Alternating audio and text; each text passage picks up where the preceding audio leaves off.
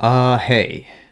So, there is a few topics that, I wanted to talk about. So this is probably going to be more of like we'll either talk about or just bring up the topic or question or whatever. Put it out kind of thing because I had it on some of it on my mind and such. So this is going to be more of a, variety show sort of thing. Um, but I guess pretty much the first part is going to be like sort of two questions for Rudy, or at least ones that I think he would be more interested in. Potentially Billy would be as well, but I imagine that they'd be primarily targeted towards him in that sense.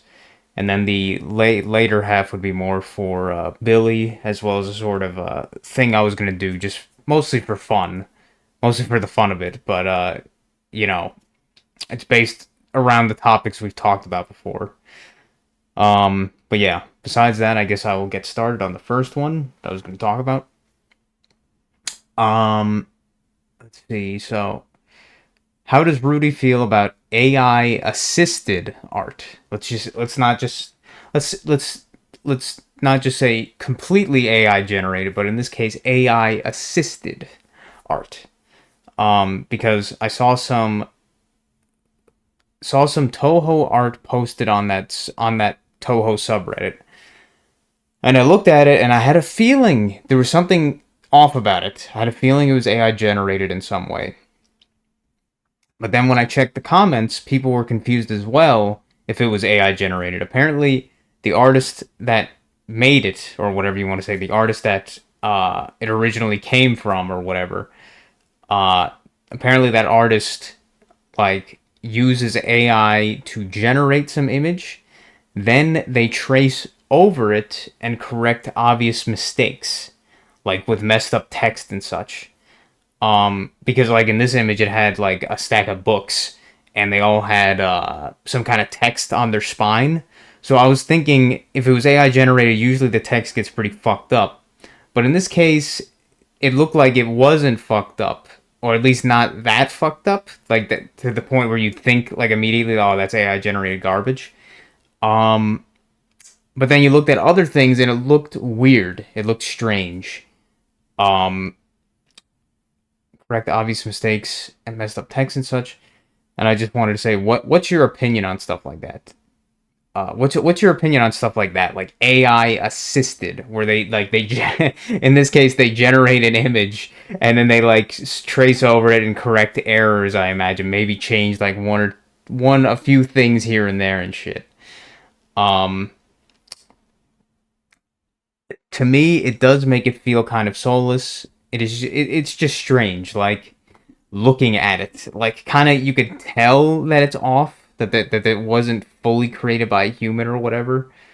At least the end product. And yeah, I mean, I don't even know if I asked.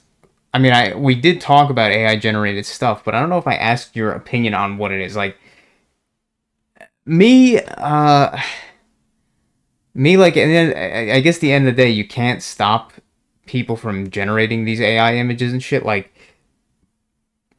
I was just like earlier, I was going through a bunch of images to get like some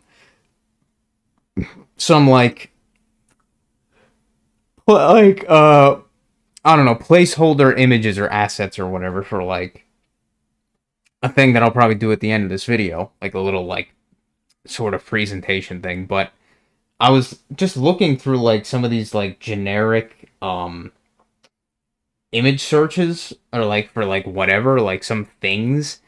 It's so clear that like I don't know about most of them, but so many of them are fucking just AI generated stuff. And I mean, like, it works, but you can just tell like right away like something is off about it.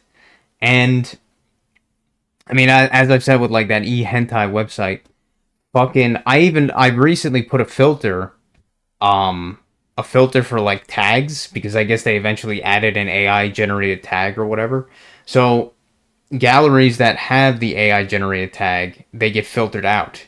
but it shows me how many on a page, and for mine it has 50 results for one page for each page, and then you have to go to the next page or whatever, and then it's more 50 more results.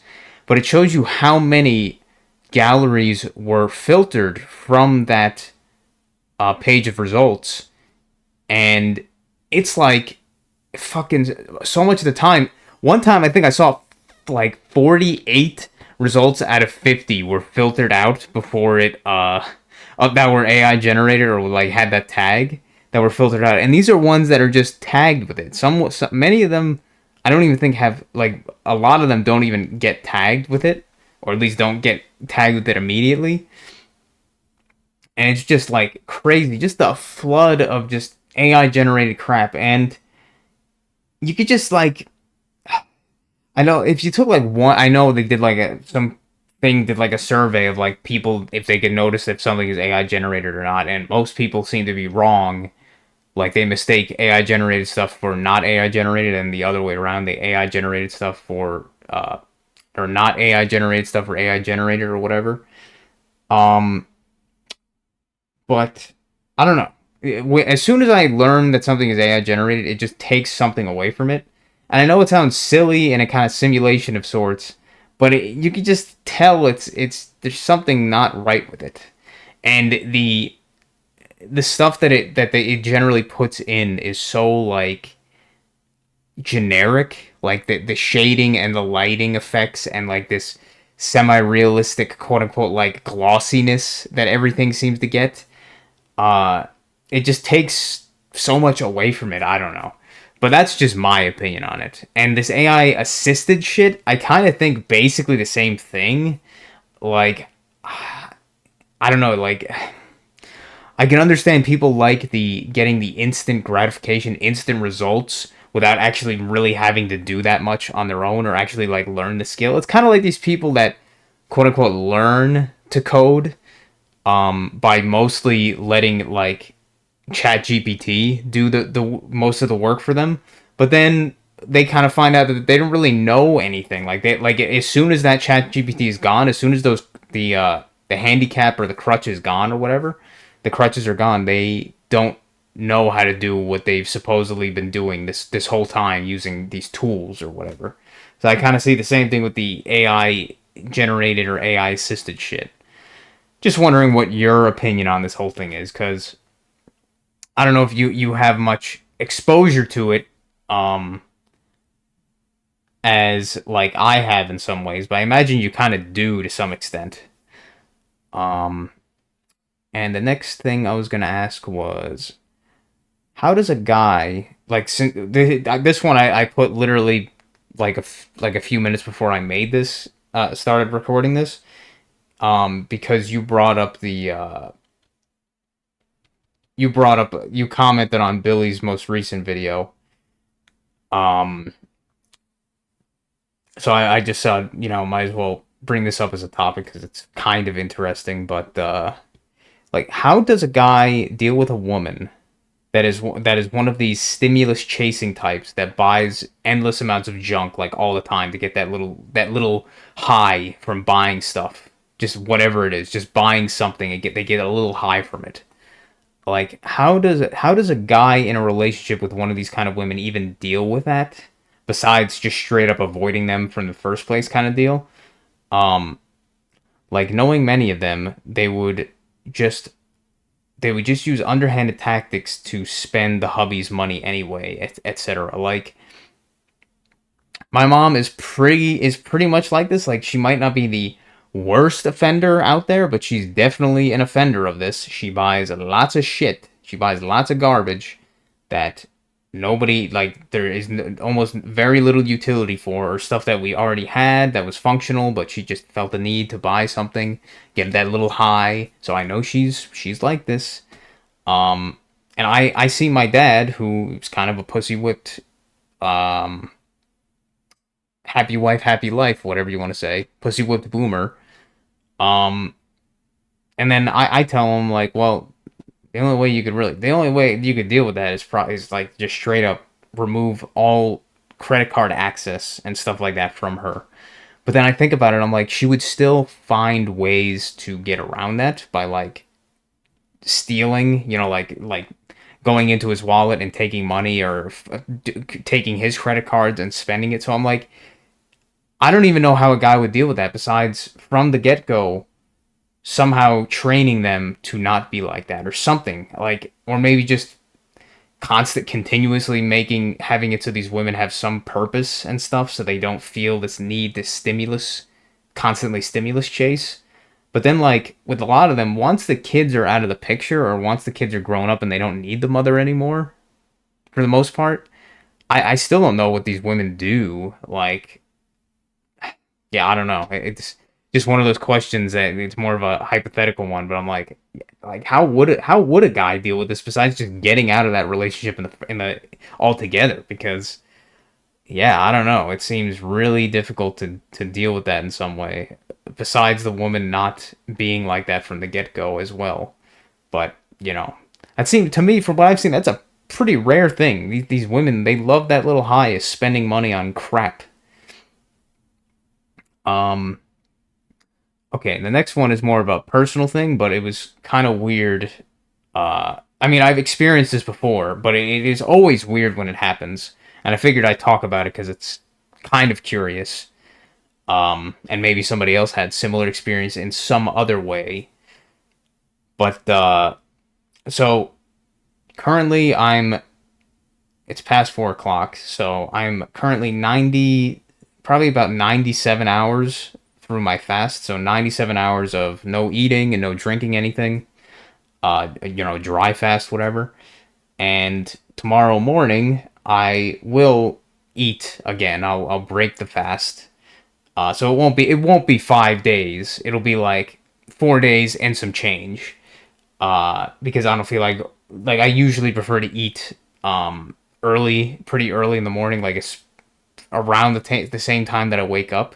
So I don't feel like waiting till 4 p.m. to do that, and I don't think it's necessary. So it's like the only reason it's 4 p.m. is because the last time I ate was at that family dinner, and the fast started again, like restarted again at like 4 p.m. So that's why it's like that. Um, but yeah. Anyway, I noticed that it's after doing like multiple fast, like longer ones, like more than 2 days. It is very curious to see the kind of patterns that come with it. Like the 2 days has become like very almost no problem to me at this point. Um, but then once you get past the 2 days, probably around the 60-hour mark, like 2.5 days, getting to around the 3 day mark, that's where that's when the fast gets the hardest. Like that's like the peak of the quote unquote difficulty of it. That's when parts for whatever reason start to kind of just be annoying or whatever. They start to cause trouble or whatever. Like, let's see, yesterday was like my kidneys were like especially on fire, like they were just very hot. And I think it's partially potentially because of, some might say, oh, it's a detox thing, which I don't know, maybe it is, but I figure maybe it's just because it's dry fast, your blood gets more concentrated, so you have less water in your blood, so it's more concentrated, so it becomes more like acidic, and that acidity being in your kidneys makes it more like work a little bit harder or whatever, makes it a little hotter kind of shit. That's my guess. But maybe it is a detox thing. I don't know. All I know is that today, on the fourth day, so I've gone even longer, my kidneys, even though they feel a little bit hot, they don't feel nearly as like uncomfortable as they did yesterday. Like I couldn't even sit like this comfortably without them feeling like mostly the right one, feeling kind of like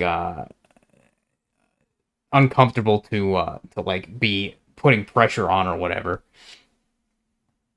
Um, but it seems like even past the third day, or on the third day and past that, the sleeping definitely is more of a problem. But the waking up, weirdly enough, actually feels kind of the worst. Like for whatever reason, you just feel so much.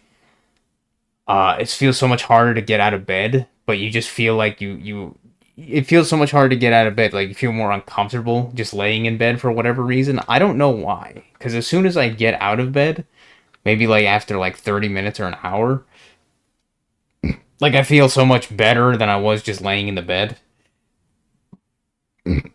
Um, and today, like mentally, I feel fairly at peace or whatever. I feel more calm and stuff like that. That's usually how it is when you go on these longer fasts. Like you feel more physically, I feel weaker, and that's just always almost always the case. Like physically, if I had to do like lifting or something, I would be definitely perform worse. Um, or I wouldn't like my muscles feel more crampy and stuff like that. Um, but mentally and all that stuff, I feel more like calm and at peace and all that kind of thing. And but yeah, just the third day is always the worst. But it's fucking funny. Like almost always, once you get past the third day, it seems to be when you start to have these fucking dreams. You start to have these dreams. It seems like right after the third day. Oh, it's so often this happens. I start to have dreams of like food. I started to have dreams of food because I just woke up when I was waking up this morning. Um, I woke up, but then I still wanted to get more sleep, so I was just trying to like. I probably was sitting there for like just rolling around for like an hour or something in the bed trying to get back to sleep. And eventually I did fall back to sleep, I guess. And I think probably pretty quickly after that, I had a dream where I was in front of like a fairly large table with like a bunch of sweets and like desserts like brownies, cookies, cake, whatever, that kind of shit, all on it. And then I was thinking in the dream, I was thinking, well, I'm still fasting. I shouldn't have any of this. But then, of course, in the dream, I like caved, and I decided to eat some of it. So I probably ate like a few things here and there, not like completely gorged myself, but a few things like. And then I woke up from that dream, and I was like thinking to myself, I'm like, did I eat that stuff? Did I break my fast early or some shit like that? But then I realized I was like, oh, it's just after a minute or two, I was like, oh, it was just a dream or a few moments, whatever. It was just a dream and shit. But then I was thinking, I was like, man, it's so fucking weird. And I just imagine it's kind of the similar thing with like probably any kind of addiction, and in this case, it's probably more than likely just sugar addiction. Um, what would you call that? Like symptoms of sugar addiction, and somewhat getting through the sugar addiction. And I think everybody, at least especially in Western society, is fucking sugar addicted because almost everything has sugar in it. So I think all of us basically are sugar addicted in some way. Um, but I imagine it's kind of similar to people that are addicted to other things, and are trying to get off of it. They most likely have dreams. You probably usually like 2 or 3 days after the fact. Um, Possibly more depending on how bad the addiction is, obviously, and how uh like how hardcore whatever that thing they're addicted to is. They start to have dreams about it and shit. And in that case, that's happened so many times that it always makes me laugh when I experience it. Is like after the 3 days, I have the dream about eating like a bunch of sweets or some shit. It's just so fucking weird. I don't know if you guys have ever experienced that or had to deal with that. Not so much deal with it, but just had that experience. Like I think obviously most men have probably had at least like one wet dream or whatever, like sexually related dream. But like any other ones, if you guys ever experienced, just out of curiosity, like the food one is just always fucking funny to me. I was just like, you just after the 3 days of fasting and no food, you just have this fucking dream of like eating a bunch of food or some shit. Um, I think that's all I wanted to say about that. So I'll go on to the next point. And this is where the stuff starts that was kind of more directed towards like Billy and our conversations and stuff. But I think Rudy would still be interested if he's just listening to it at work or whatever. Um, so once again, this is more of like a hypothetical thing, but It was just something I was thinking about as kind of an argument, sort of not so much against, but an argument for, I guess, an argument for the potential that like these companies kind of possibly did come from like the ethereal plane, the ether.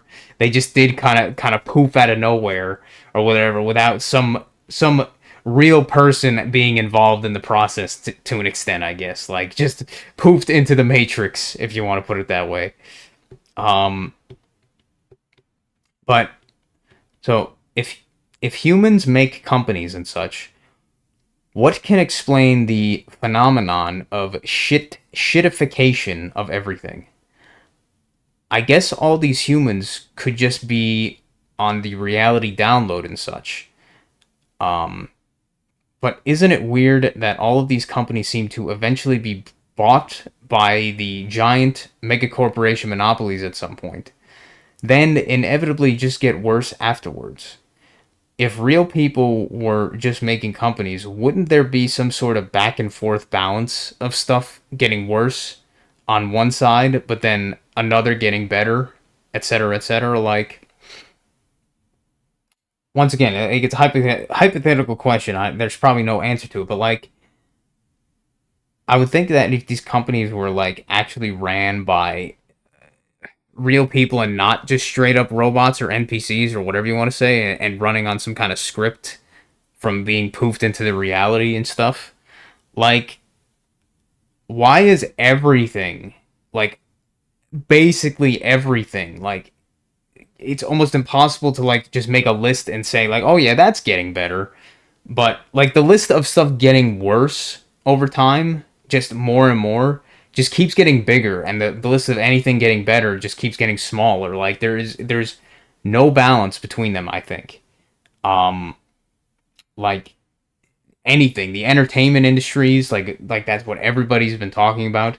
But then you could see it in just anything, like general stuff like food, um, clothing, any other consumer goods, even stuff like that companies use or whatever, like business to business kind of products, like machines, cars, um, just general like electronic parts or anything. Like it's all just getting lower and lower quality. Like the lower and lower quality, and it's just getting shittier. Um, like like that's one of the reasons that I tell or I say like if we get a new car eventually, not quote unquote new car, if we get another car eventually, it's way better to just buy one that's way older than the current like year or shit like that. Like instead of getting a 2020 or a 2025, get a 2012 or a 2010 or whatever the fuck. Because all the companies are just getting worse and worse no matter what. Even if they were considered a trusted company before, before, like now they're just getting all shittier. Like even Honda and Toyota, they're getting lower and lower quality and all that stuff. So there's like seemingly no exceptions to these companies just getting worse. But then it's like, to me, it would make sense that in a quote unquote capitalistic society, is that these shitty companies or these companies that keep getting shittier would just be either replaced or there would be some alternatives that are actually far superior that would just be making better quality products. But it seems to be at least so minor.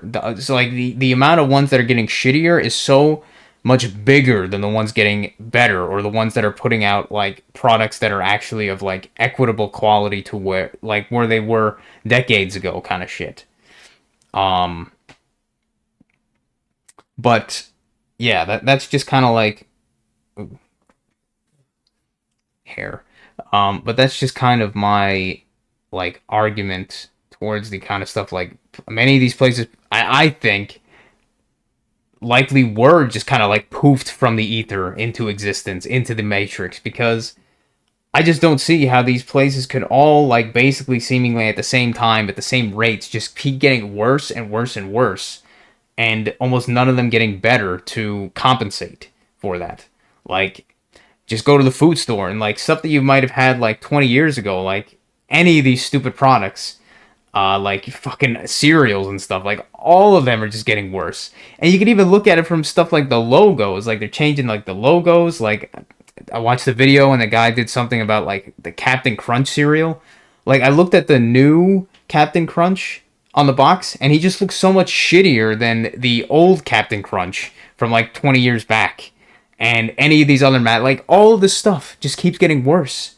Um and I guess one argument that could be made is that like these companies are being handed over to people that don't understand the appeal that the company originally had or whatever, the original vision of the company.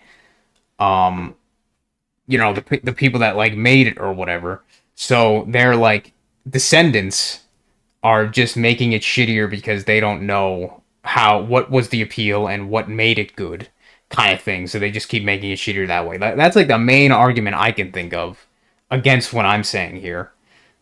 In this regard with the shitification of everything. Um, I think I made my point I wanted to make on that topic. Um, Topic number 5.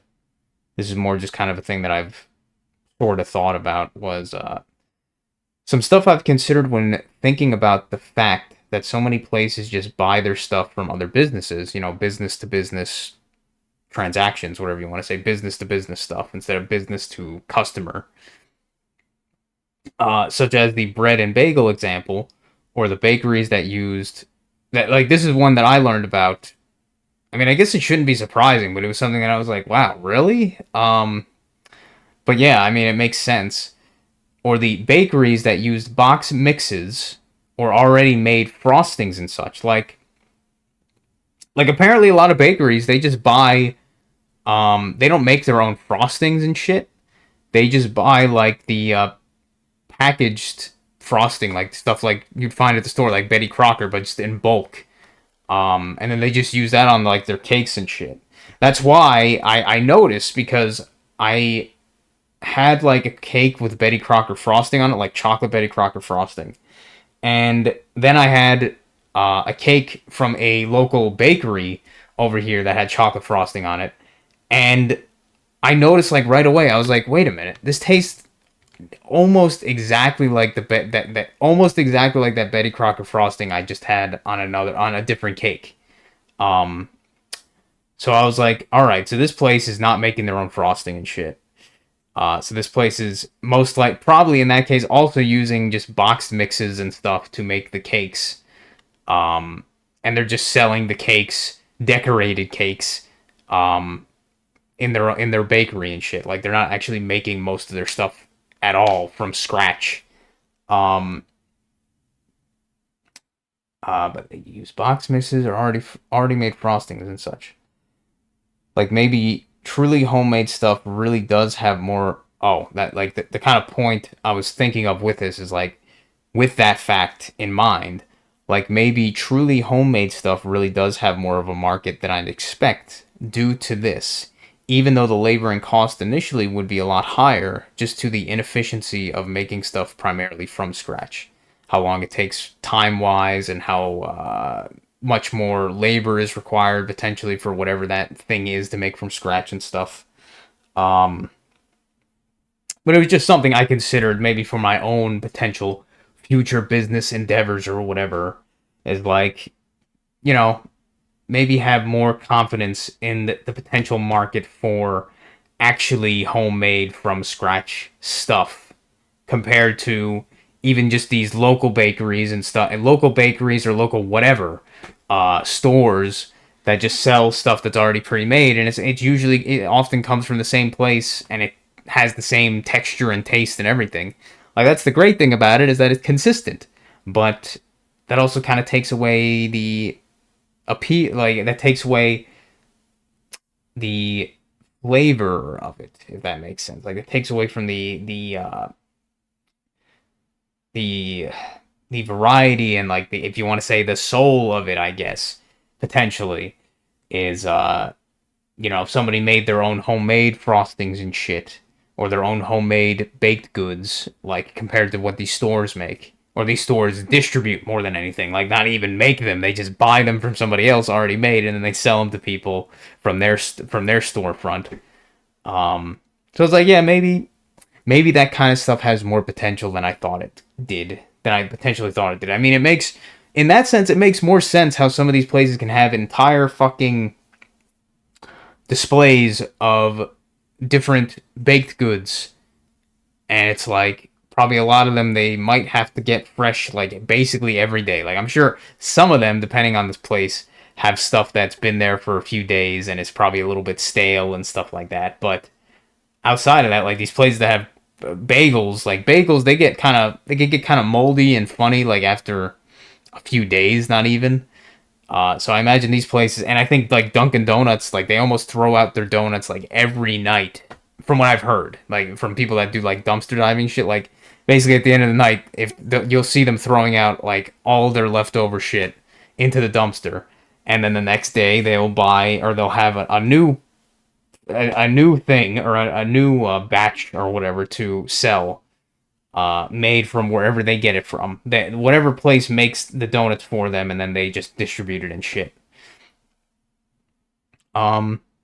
So yeah, I don't know. Just one of those things that it's like it's pretty crazy to think just how many places are really just kind of storefronts or distribution centers in a way to stuff that was already made, that stuff that was made somewhere completely different, but so many other places buy from that place. So then, like, what they're selling is really almost the exact same product as the other places, just in a different spot. So it's like, yeah, maybe that's a good thing in a way, is that there's more potential market value or market interest potentially for actually from scratch homemade stuff. Um, and yeah, I guess now the final thing I was going to talk about, I was going to kind of like do like a little graphic display thing to kind of just for fun, just because we were talking about it, just kind of see about breaking down stuff with how supply chains work, or how they should kind of work, and how we're not taught how they work. That's kind of the problem. Like when I went to that economics class, they didn't teach us. They might have taught us like some very basic shit involving that, but really at the end of the day, it was completely like useless for how it like kind of actually works in reality. Like any of the specifics that are pretty important were like completely omitted in essence. So the first thing I'll show is like a very just something I looked up, supply chain, and like this is the very basic uh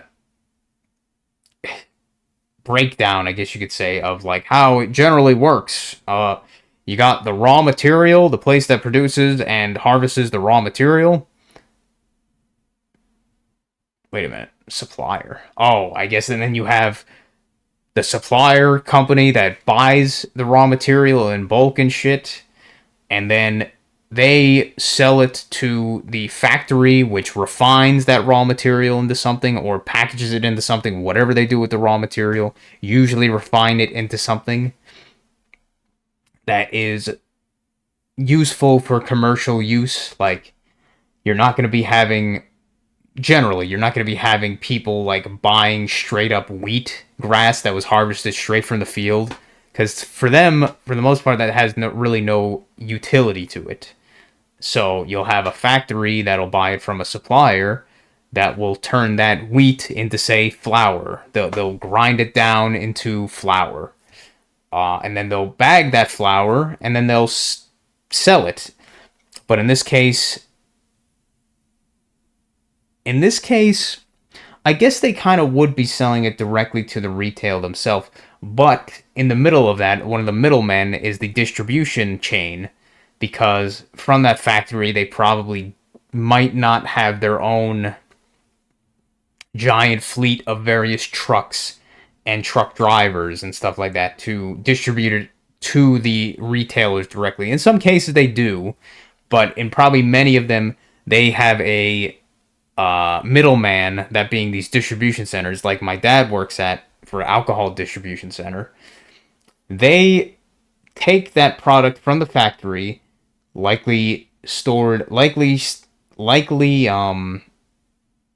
packaged on big pallets, and they will put it into their distribution center, basically kind of like as a storing place for that, until it is ordered, or the orders are filled or ordered by these retail supplier or these retail stores, like a supermarket, any other kind of like distribution centers, like whatever, or not distribute, any other retail storefronts that consumers or customers, or whatever you want to say, the end customer could go to at their convenience and buy it off the shelf in individual amounts.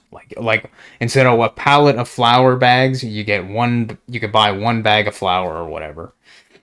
But yeah, the distribution centers would transport it to the retail fronts, the storefronts, and then the storefronts would stock it on their shelves, and then the customers would come into the retail space and buy it, and then the customer would have it, and then they could use it.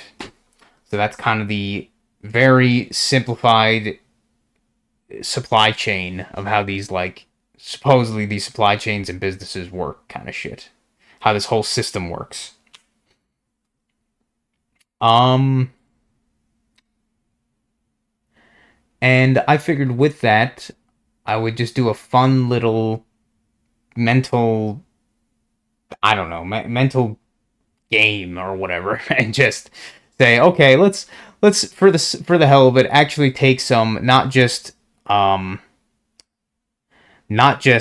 completely generic examples like that, like the raw materials, and then the retail, or the supplier, and then the factory. Let's actually take some quote unquote real world examples that we see in our day-to-day life and break down the supply chain for those things backwards and forwards where necessary, I guess.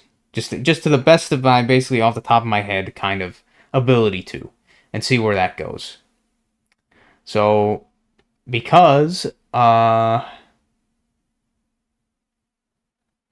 we talked about this and it is something I had thought about, let us make our first example, I guess,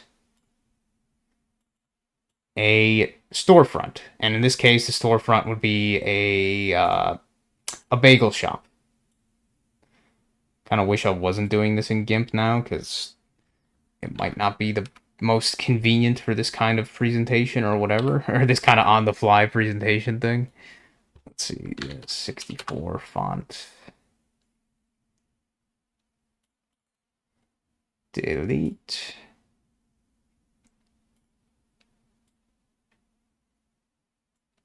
All right. Did I spell bagel? Yeah, bagel shop. Bagel shop. So, we got a bagel shop. Now, what does the bagel shop sell? Well, it obviously will sell bagels. It might sell other types of bread, but most likely bagels. It'll also sell other things like chips, sodas, water, that kind of stuff, like side stuff that people would usually have with some kind of meal, or often have with some kind of meal. But let's primarily focus on right now, like, just the bagels. So that bagel shop would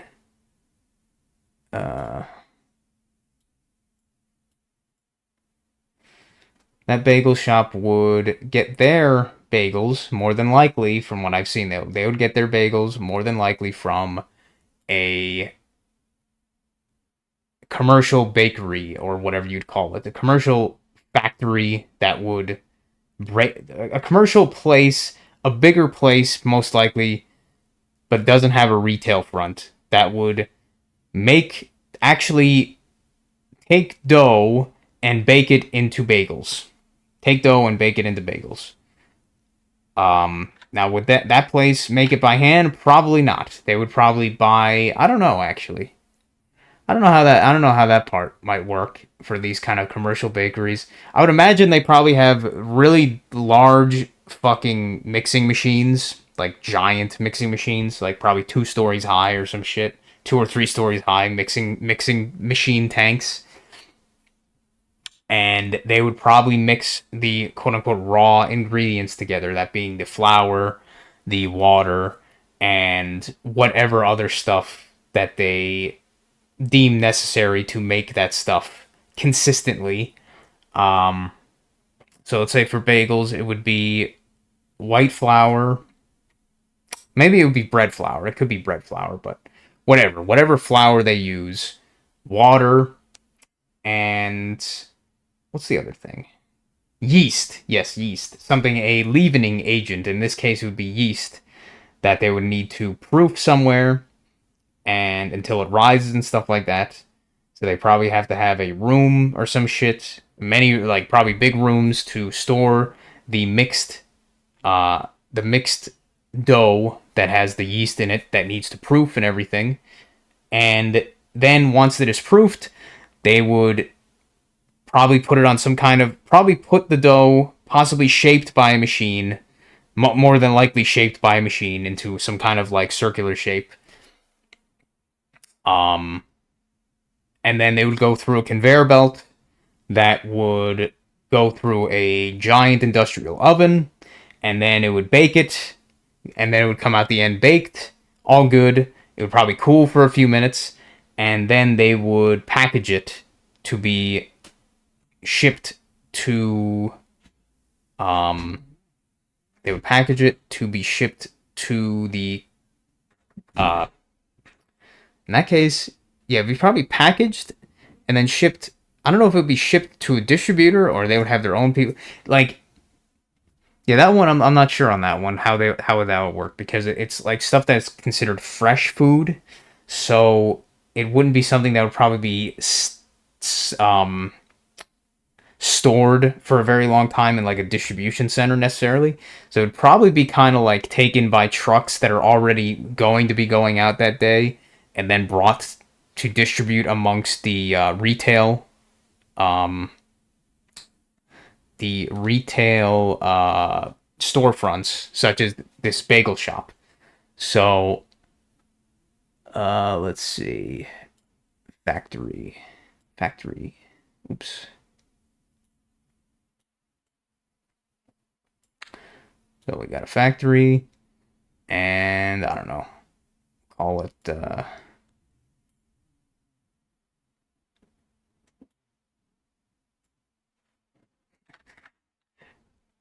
God damn it! Why is this fucking font changing? Why is this fucking font changing, motherfucker? Did it change? I think it did. Or maybe it didn't. I don't know. Uh, B to B bakery. I don't know. B to B bakery. Business to business bakery. Sure. There we go. Business to business bakery. So, God fucking damn it. There we go. This is ironically, this would probably be easier to do in like fucking MS Paint because because MS Paint has like an arrows that you could just make feature. But all right, I'll just draw it with a very thick pencil. Very thick pencil. It's too thick.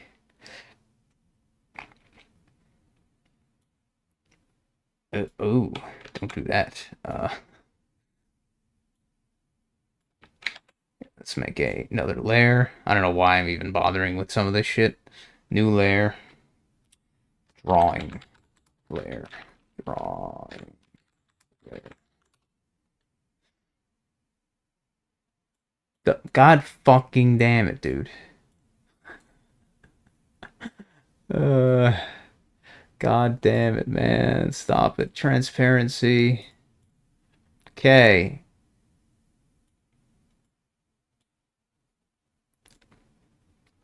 So, B2B bakery makes the bagels. At some point, it gets sent to the retail storefront, and then the retail storefront has it sold to the customer, to the consumer.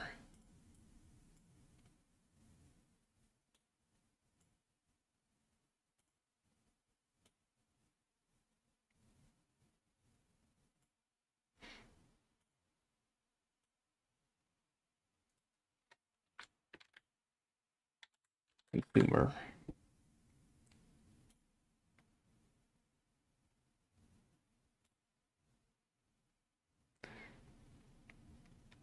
Pencil, drawing layer.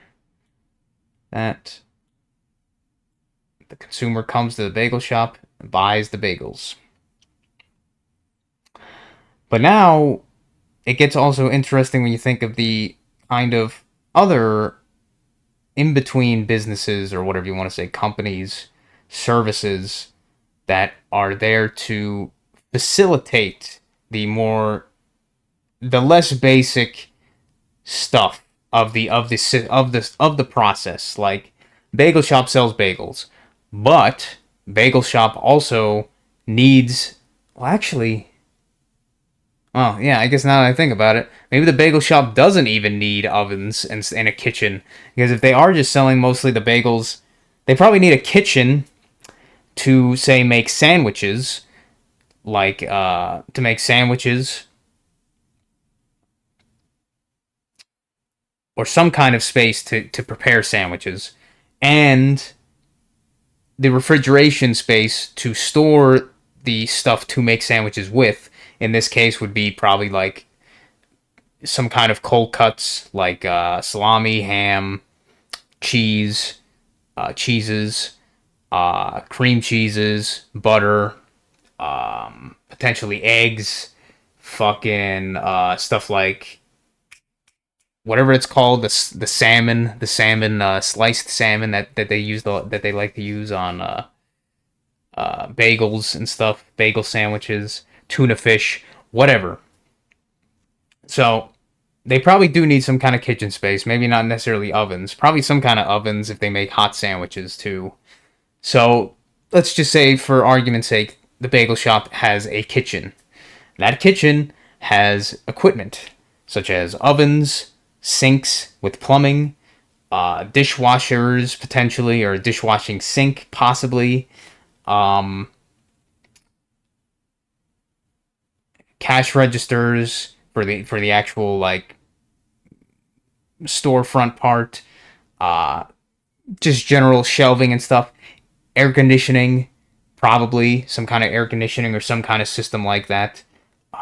Some refrigeration system, obviously, for the kitchen, for the coolers, the walk-in coolers, the freezers, whatever they have. Potentially, heating and stuff. Some kind of distribution of water, gas, potentially electric, obviously lighting, potentially speakers, microphones. All this shit that goes into these buildings. All of that stuff then also needs these other services, which I'll just say now, uh, for argument's sake. Oh, god damn it. Come on, give me there we go. Scale that up.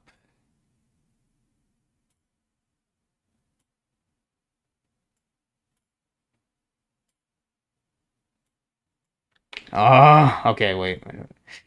Lock this layer. Fuck off. No more moving that, please. Wrench. Okay, so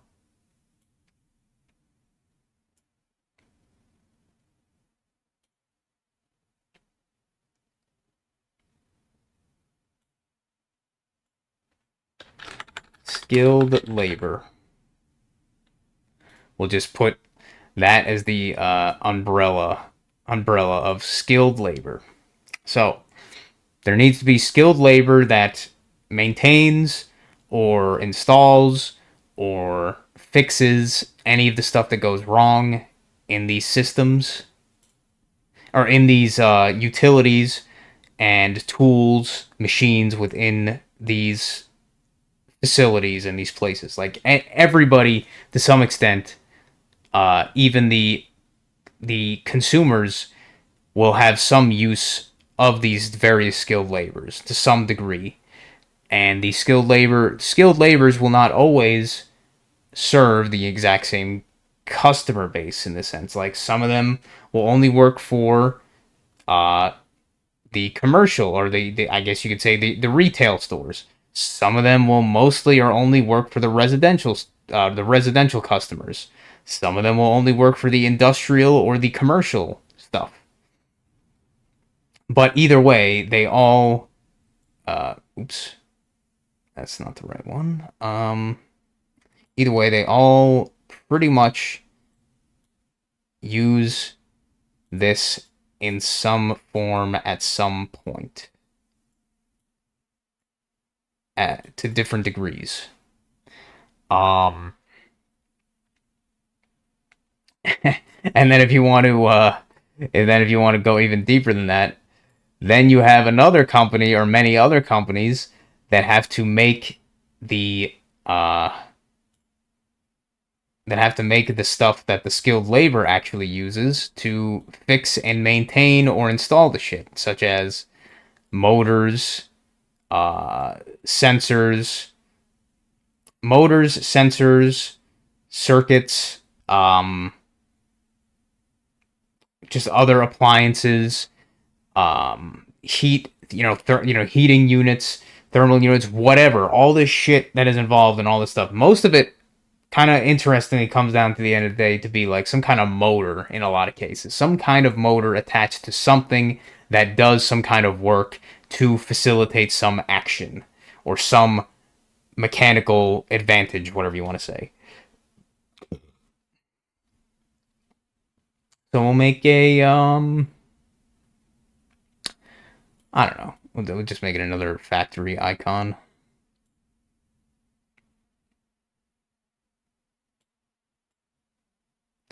We'll just make it another factory, and and these places, let's just, I mean, they all have it, but I don't know, let's just call it a fucking supply house for now. Even though the supply house would obviously be the distributor of these things that are already made, like motors and widgets and whatever you want to say, sensors, lights, inductors, whatever you want to say, like all that shit that is involved in those machines. Um, the supply houses would be the one of the primary distribution centers for something like skilled laborers to get those from directly. That would be like the skilled laborers, business to business. That would be their kind of like almost retail front or the retail store for their stuff to use in these other places. But then, I'm not going to put it because it's just too much. But then those supply houses, they would need to obviously get all their stuff from actual factories that make those things, those individual things, those widgets, those switches, those lights, those sensors, those inductors, those motors, etc. Other tools as well. Supply house, house, supply house.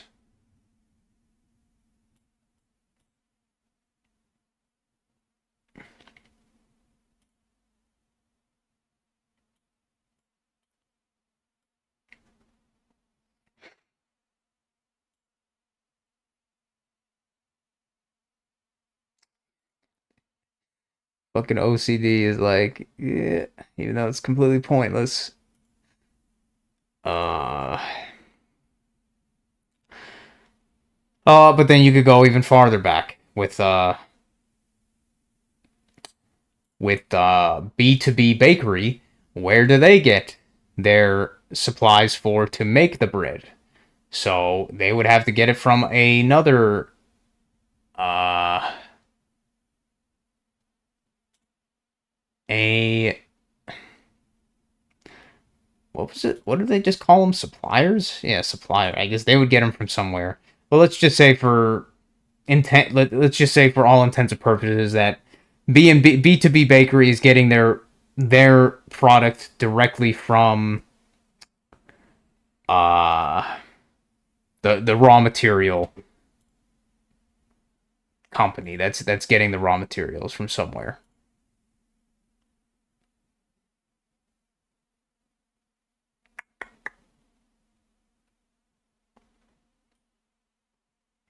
Like in this case, let's say B2B bakeries is getting its flour from the some flour mill. I don't know what the hell they'd be called in modern times, but some place that mills flour into or mills wheat and grass and whatever you want to call it into flour. Uh, Flour mill. And it also needs to get the yeast from somewhere. Yeast is a thing that is uh it's like like a living microorganism, whatever you want to fucking say, and that needs to be made somehow, which usually becomes from being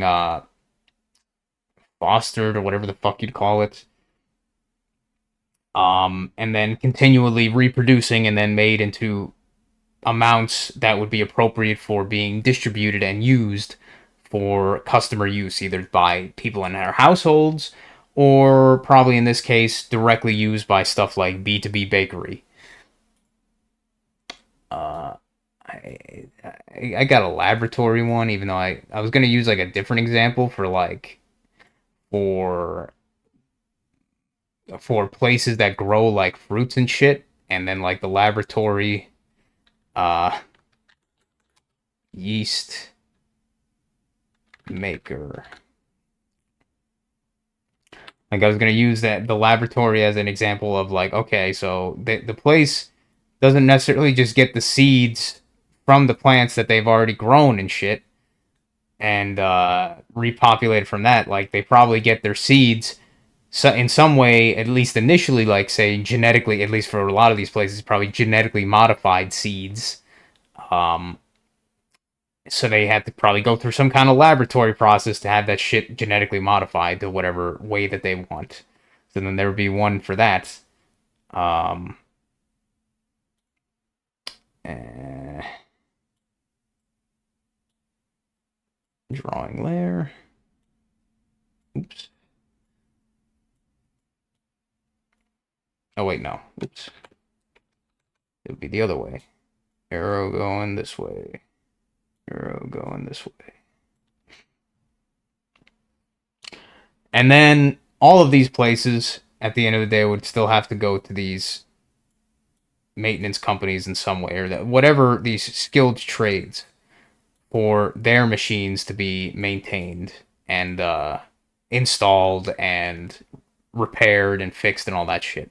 So like everywhere down the line, these skilled labor stuff is kind of like there, just because everything at this point on a larger scale uses like some kind of machines or automation process to increase the output of all this stuff.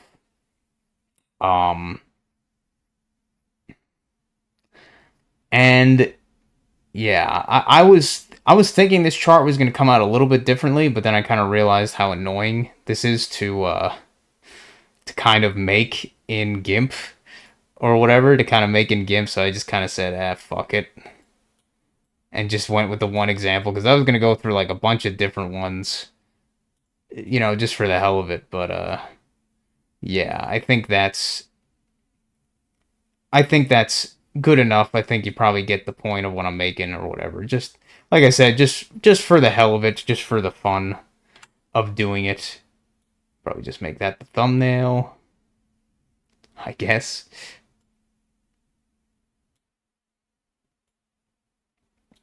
But that was the main thing I wanted to kind of cover or whatever.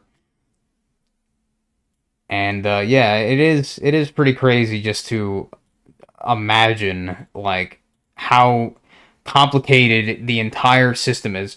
But then it just makes you like wonder more of almost like the kind of reality breakdown, because it's like, man, with how large and long and complex this entire chain of services and the supply chain and all that stuff works just to get to the end consumer, and just in general, like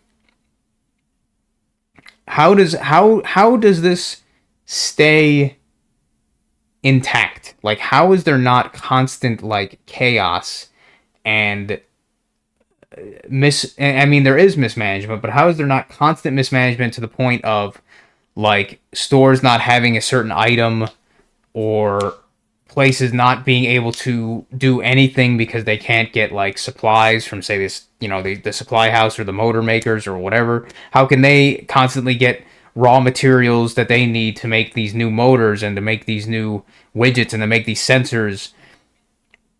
How does the supply chain just not seem to break down so much more often than it does? It's like, to me, that just seems like a reality breakdown, and just the amount of people that have to be working um throughout this entire chain. And it's like, where are they? Because when I've talked to people, I almost never hear them say something like, I work at a flour mill or something. I work at a commercial bakery. I work at a yeast making laboratory or some shit. I work at a supply house. I work, like, I'll see that and hear that, like I work as an electrician, or I work as a plumber or some shit like that, or a carpenter. But so rarely do I hear like these farther down, seemingly to most people, like not even these not even like completely out of their mental, completely outside of their perception, like these places that are supposed to be making the raw material, or refining the raw material and then distributing that to the place, like the B2B bakery and shit. Like, I never hear anybody say, oh, I work at a flour mill, I work at a commercial bakery, I work at a yeast making laboratory, I work at a genetic modification place for seeds, uh, whatever, like all these fucking things. I work at a steel mill, or I work at a mine or something. Like, I know it probably all depends on where you like live to some extent, but I've never heard anybody ever say that they work at these places. And I'm like, there has to be so many people that do, but I never see them. I never hear them. It's like they don't exist. It's once again, it's one of these things that's just like it comes from the ether or some shit, because it doesn't present itself ever in my reality. It doesn't even try, and it's just fucking weird. Like, I've if I looked at, like, within my entire state, I very rare, like, I kind of doubt I would even find like half of these fucking places there. Like, some place that would actually be like one of those. Um, and even then, just the scale that would have to be to supply all these supposed people that are living around here. It's just, to me, the numbers just once again just don't add up. But I don't know. Once again, it was. I'm not really trying to particularly like argue something. I'm just trying to give my like personal viewpoint and perception of all this entire fucking thing, and how it just doesn't like add up to me, how it actually like functions without constantly breaking down, or something around those lines.